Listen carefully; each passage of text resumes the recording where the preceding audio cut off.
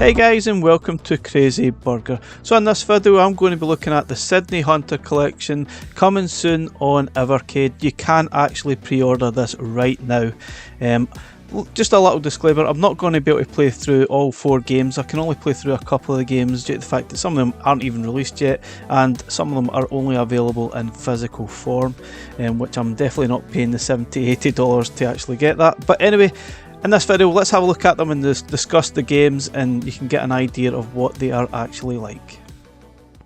Okay, so these games come from most likely Collector Vision Games, which is an independent game developer and publisher of these sort of new retro style games. And the Sydney Hunter games seem to have found their way onto many a platform and variation over the last number of years. And I first discovered it maybe a few years back playing, I think it might have even been the Intellivision version of the Master System game that we've got in this collection here. And it was actually titled an Evercade video, games we might see at some point. So I got that right, but it's just not the right version. So this is, I'll leave a link in the description to this site. There's lots of different games, and they generally do sell physical copies of these games on their website, and there are occasional copies, digital copies that you can actually download to play. But what we're going to do is have a look at these games before we actually play them, because I can't actually play all of the games given the fact that they're not all available in digital form, and I was really struggling to actually find anywhere to actually purchase them. So unfortunately I can only play through a couple of games, but we will talk about them and discuss them in a little bit of detail nonetheless. Okay, so one of the first games we're going to look at is Jester, which is a NES version, and on their site it says it's actually coming soon, so I'm not even sure if it's even available in physical form at all. So this is probably something that we'll see for the first time on Evercade, which is kinda cool, and it looks kinda like a single screen game, a little bit like a kind of Pac-Man style thing and idea, but not entirely clear what the game is like, to be honest. There is maybe some videos on YouTube that you can maybe look at if you're more interested in what the game is all about. But yeah, there's not really an awful lot I can say or do about this game, sadly. But having a look at some of the other games, there's lots of different variations of the same game. The one I'm definitely going to play at the end of this video is Sydney Hunter and the Caverns of Death, which is the Super NES version. We've also got loads of different versions of the Sydney Hunter and the Sacred Tribe. Now, I couldn't actually manage to get the Master System version, so I'll be playing the C64 version in this video. It is very, very similar, so it'll give you an idea what the game's like.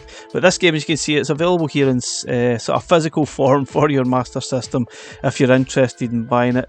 I'm pretty sure I've seen the prices here are ranging something like $70–80, something ridiculous anyway. I'm not sure they're all priced at that, but if we are getting these 4 games, then this would be a bargain for us. Now this is the Sydney Hunter and the Caverns of Death, and this one kind of plays a little bit like an Indiana Jones style game, which get into the temple, steal the sort of jewel and escape before you die, basically.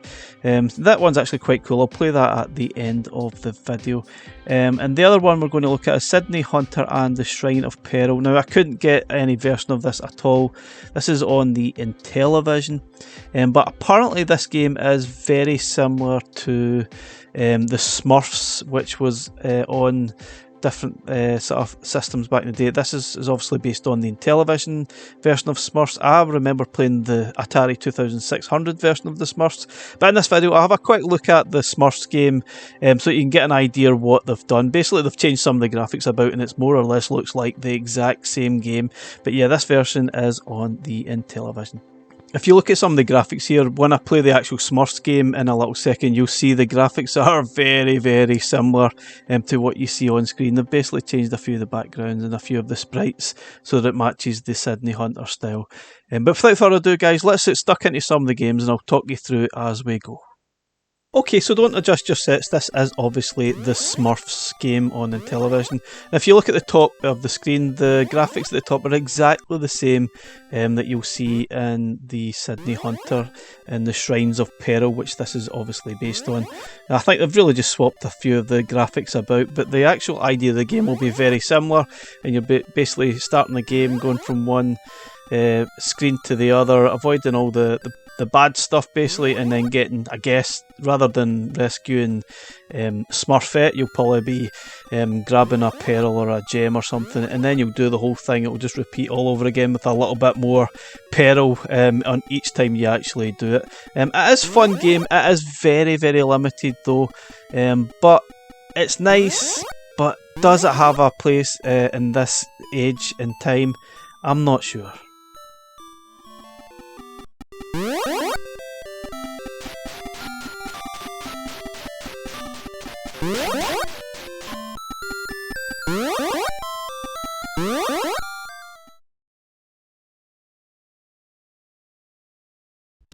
Okay, this is Sydney Hunter the Sacred Tribe. Now this is obviously the C64 version, but the Master System looks very, very similar to this, so I don't see there being a heck of a lot of difference between this and the Master System version.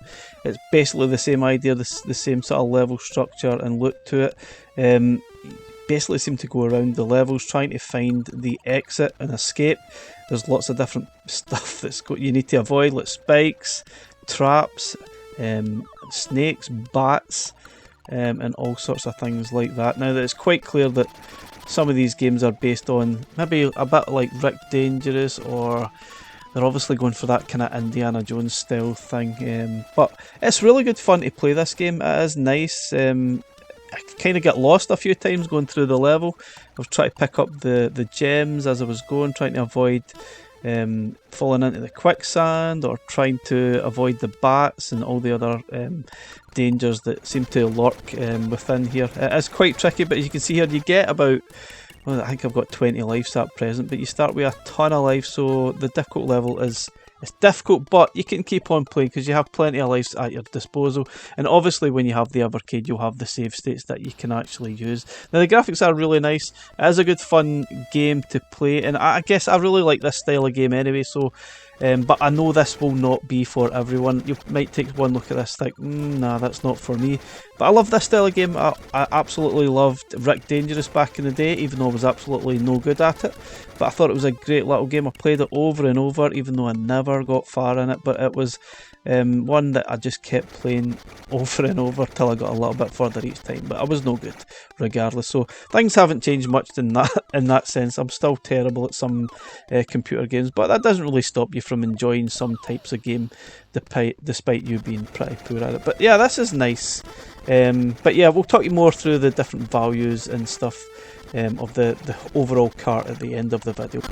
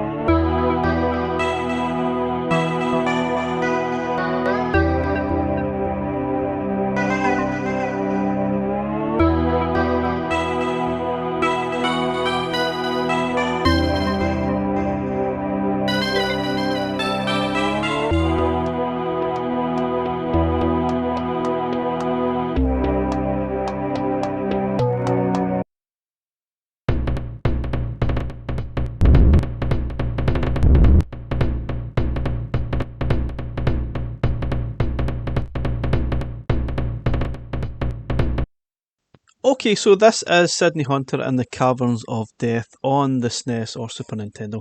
And this is probably the best game that's on the collection. It definitely gives me Rick Dangerous vibes. When you actually die, you clearly jump into the screen straight from Rick Dangerous.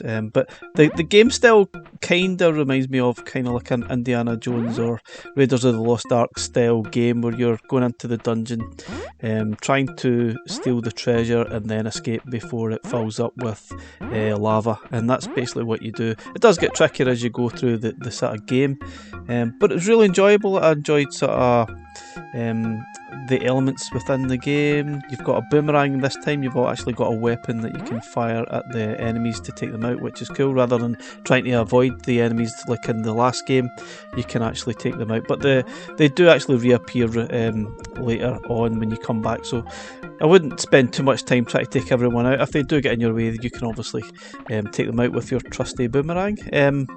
But yeah, I really enjoyed it. Obviously, here's one of the treasures that you need to place on the exit to get through a door, basically, and then you need to get to the top before the lava comes up the screen and kills you. But yeah, that's basically it. And obviously the levels progress and get a little bit harder. In some cases you need to discover more treasure to the level, so it's a little bit more in depth. But I really enjoyed this game. I'm not entirely sure how many levels there is. There's obviously a lot of different things you can collect. Obviously some of the things are in quite hard to reach places, so if you're a completionist, then you'll maybe find a good challenge within this game. But for me, I'm not really that bothered. Sometimes I just want to try and finish the level. But I still enjoyed it. I thought this is a really, really good game. And that kind of comes to my final thoughts on this collection. Now, there's no doubt 4 games does not seem like a lot, and if you look at the style of games that this is, they're very basic. They're kind of new, old style games, and on the face of it, it doesn't seem like a lot or good value for money that we are actually getting. And I get that. Some people, if you're not in the know and you don't even realise how much these games sell for physically, you probably won't know. I think if you were looking on the shelf at some collections that were available, for instance maybe the recent Amiga collection, if it's got maybe 9-10 games or whatever it is, and you're comparing it sitting next to this, it's only got 4 games, they're selling for the same price, you might not be swayed to buy the Sydney Hunter collection. Now, obviously, if you're a fan of Sydney Hunter, you like those style of games, then you will probably more likely be swayed to buy this over like an Amiga or some other collection. But if you look at it in the face value, it doesn't look like a great value for money. I just don't understand why they didn't put more games on here, even more variations of the same game. But even in saying that, if you look at the price that these games sell for physically, then we might be getting a bargain. So it really depends how you actually look at this. In one sort of hand, you might think it's not. On the other hand, some people will say this is actually great value, and they are really chuffed that we're getting Sydney Hunter. I sit somewhere in the middle. I love these games, they're really good fun to play, but I'm not really sure it makes a great value cart when there's only 4 games that are not the largest, they're not the most in-depth, they're quite basic. But if you sort of look at it, try to buy these physical, it would cost you hundreds of thousands, not hundreds of thousands, it would cost you a few hundred sort of dollars to purchase these games on their physical formats that they're based on.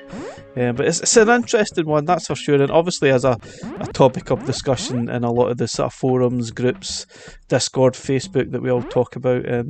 But I'm sure everyone has their different views on it. I'm not really sure I buy into the whole thing where, oh yeah, this would cost you so much if you were buying this physically, so we're getting a good value here. Not entirely convinced with that argument. I get it, but I'm not entirely convinced. I'm pretty sure, obviously I'm going to buy this collection anyway, but I think if you look at it, it's probably not the greatest value. A bit like Worms collection, there's only 3 games on that, and none of the games are really, you know, they're not really amazing. And they're not really worthwhile for having unless you're a Worms fan. There's probably only one game out of the 3 that I really enjoyed playing. Anyway guys, that's my thoughts. Let me know what you think, and thanks very much for watching, and we'll catch you again in the next one. Bye for now.